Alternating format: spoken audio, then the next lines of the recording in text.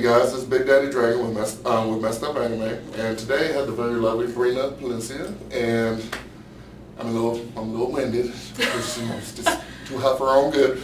So I'm gonna try to be professional, but y'all, I'm blessed right now.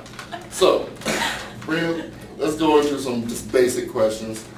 What is the most recent work that people can check you out at?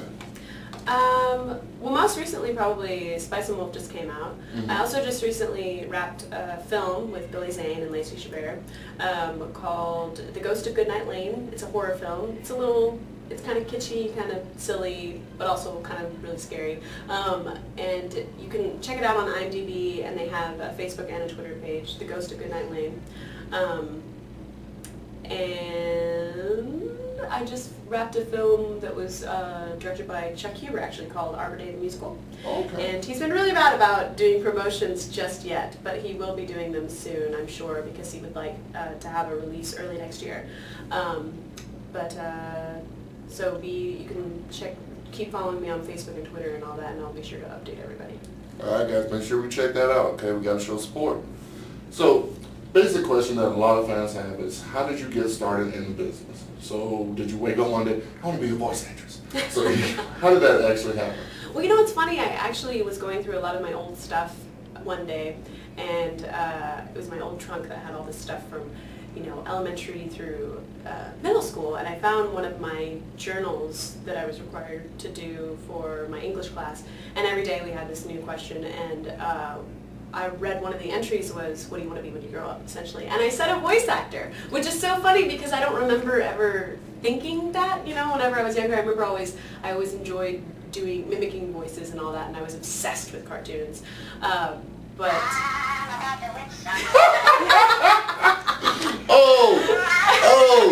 Censor for family, turn off. Oh my God, I thought response.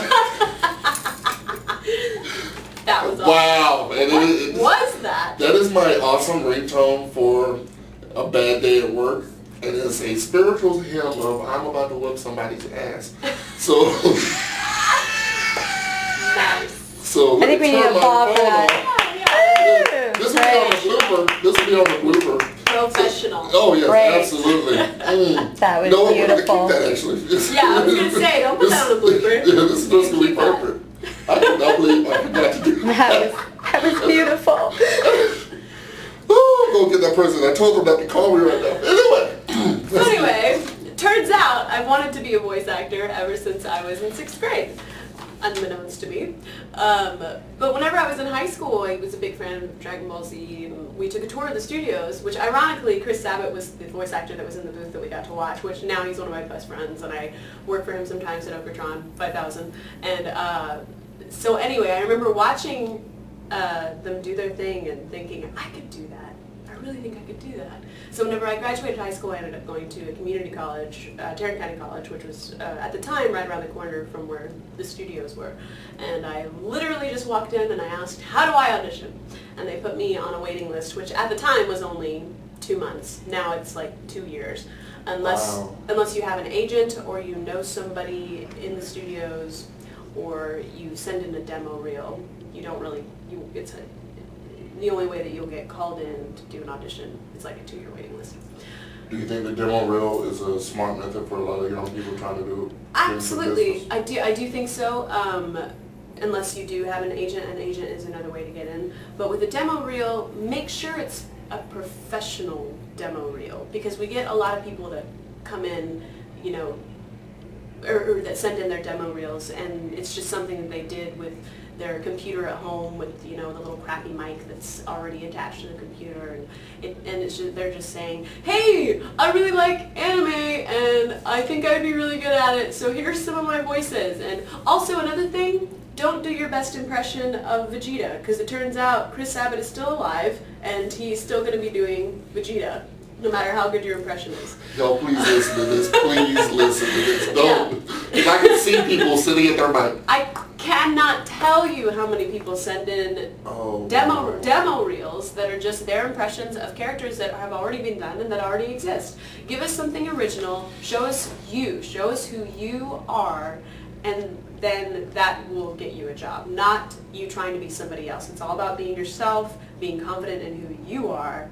That's what gets you the job. This is why I do these interviews. Please listen to this, folks, because I know a lot of y'all care about the business. But if y'all trying to imitate the people who are already out there, you're wasting your time. Yeah, and it's a good exercise to try and imitate voices, because I did that all the time growing up. But eventually, you do have to come up with your own stuff. Exactly. Thank you so much for telling me that, because I run all these different conventions. There are a lot of great kids. Like, I work with the West Georgia Anime Club, and they all want to do voice acting. Yeah. And they're all eager to learn about it.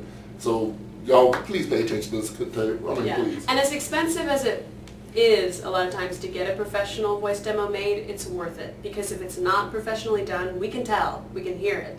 And it's never good sound quality. It's always just, you know, this buzzy, silent void.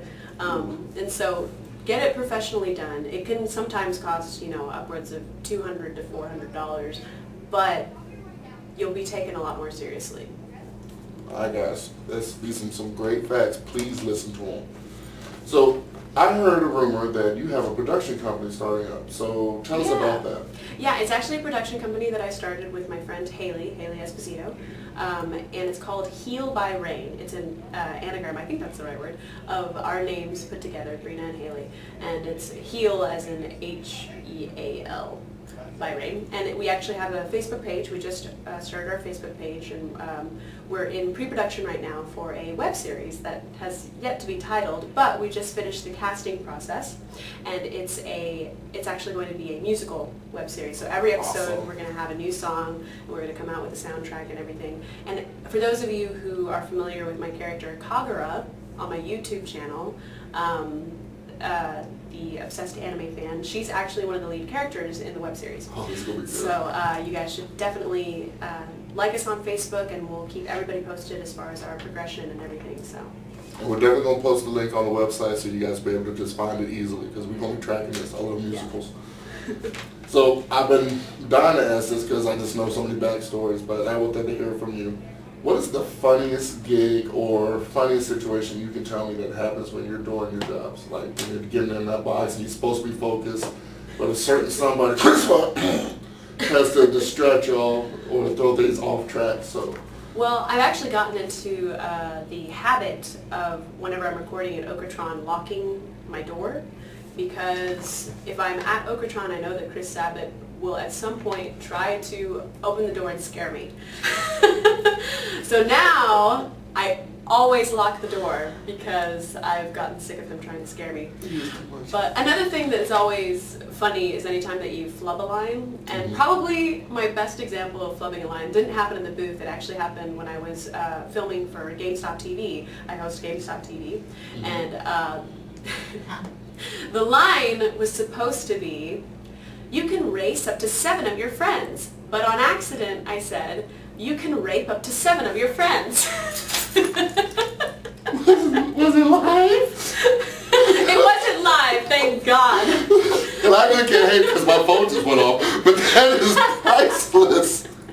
That's like the biggest Freudian slip. I can't wait to see what I wish I was in the studio because I know everybody would like it.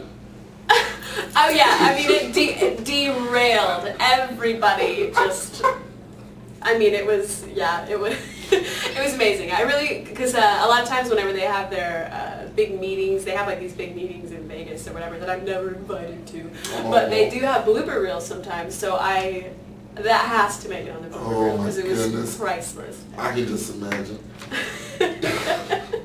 Guys, we're going to take a short break because I'm about to bust out laughing. So when we get back, we're going to have Errol Baca Reagan. She's going to do her part of the interviews for the fans out there. You have the questions, we're going to bring them to you. See you in a minute.